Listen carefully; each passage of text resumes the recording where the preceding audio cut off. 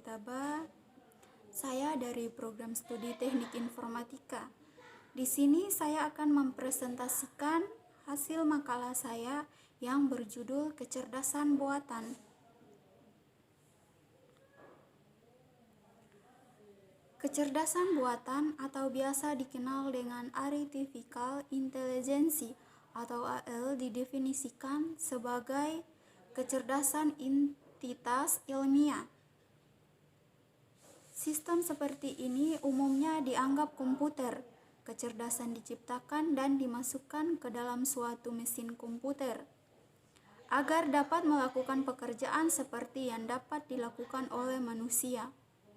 Beberapa macam bidang yang menggunakan kecerdasan buatan antara lain sistem pakar, permainan komputer, logika Fuji, jaringan syaraf tiruan atau artificial neural network, dan robot. Banyak hal yang kelihatannya sulit untuk kecerdasan manusia, tetapi untuk informatika yang relatif tidak bermasalah, seperti contoh mentransformasikan persamaan backgammon. Di sisi lain, hal yang bagi manusia kelihatannya menurut sedikit kecerdasan sampai sekarang masih sulit untuk direalisasikan dan dalam informatika. Seperti contoh pengenalan objek atau muka bermain sepak bola. Arti kecerdasan, kemampuan untuk belajar atau mengerti dari pengalaman, memahami pesan yang kontradiktif dan ambigu, menanggapi dengan cepat dan baik atas situasi yang baru, menggunakan penalaran dalam memecahkan masalah serta menyelesaikannya dengan efektif.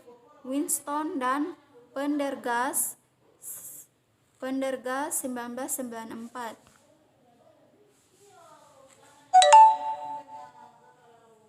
Sejarah kecerdasan buatan. Kecerdasan buatan termasuk bidang ilmu yang relatif muda. Pada tahun 1910-an, para ilmuwan dalam peneliti mulai memikirkan bagaimana caranya agar mesin dapat melakukan pekerjaannya seperti yang bisa dikerjakan oleh manusia. Alan Turing, seorang matematikawan Inggris pertama kali mengusulkan adanya tes untuk melihat bisa tidak sebuah mesin dikatakan cerdas. Hasil tes tersebut kemudian dikenal dengan Turing Test, di mana si mesin tersebut menyamar seolah-olah seseorang di dalam suatu permainan yang mampu memberikan respon terhadap serangkaian pertanyaan yang diajukan.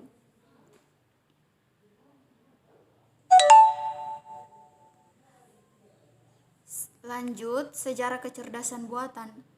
Beberapa program AL yang mulai dibuat pada tahun 1956 sampai 1966 antara lain: 1. Logic Theories diperkenalkan pada Dartmouth Konferensi. Program ini dapat membuktikan teorema matematika. 2. Set Sum diprogram oleh Robert K. Lindsay 1960. Program ini mengetahui kalimat-kalimat sederhana yang ditulis dalam bahasa Inggris dan mampu memberikan jawaban dari fakta-fakta yang didengar dalam sebuah percakapan. 3. ELIZA diprogram oleh Joseph Weihenbaum 1967. Program ini mampu melakukan terapi terhadap pasien dengan memberikan beberapa pertanyaan. Di definisi kecerdasan buatan ada dua: merupakan kawasan penelitian, aplikasi dan instruksi yang terkait dengan pemrograman komputer untuk melakukan sesuatu hal yang dalam pandangan manusia adalah cerdas. H.A. Simon 1987. 2. Sebuah studi tentang bagaimana membuat komputer melakukan hal-hal yang pada saat ini dapat dilakukan lebih baik oleh manusia. Rich and Knight 1991.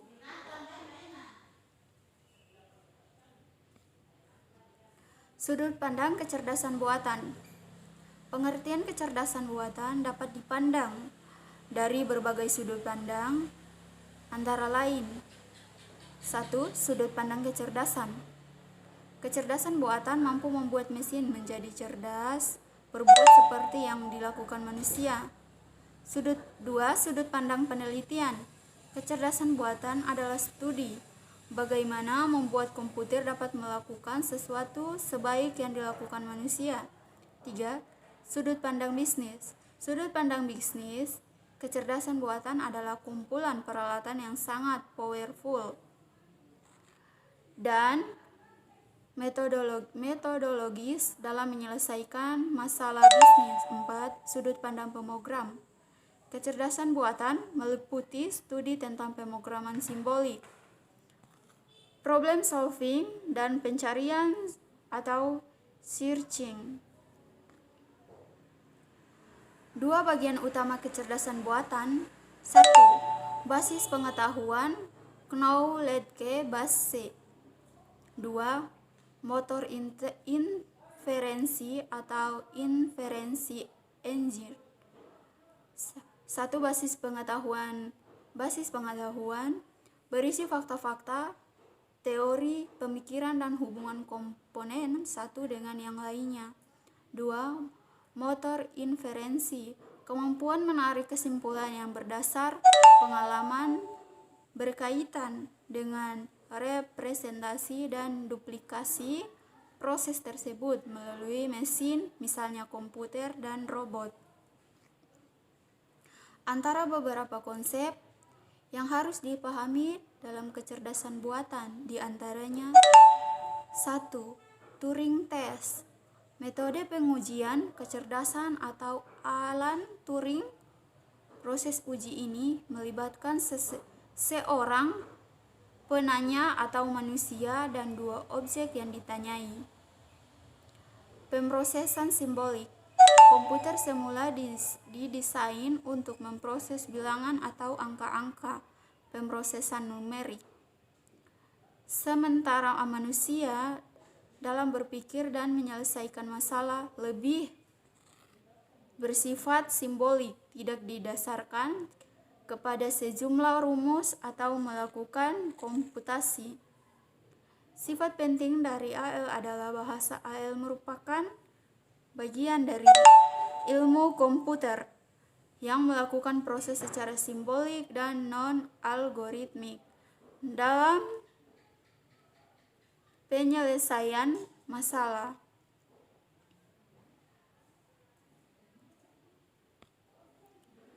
Baiklah, mungkin itu saja hasil presentasi saya.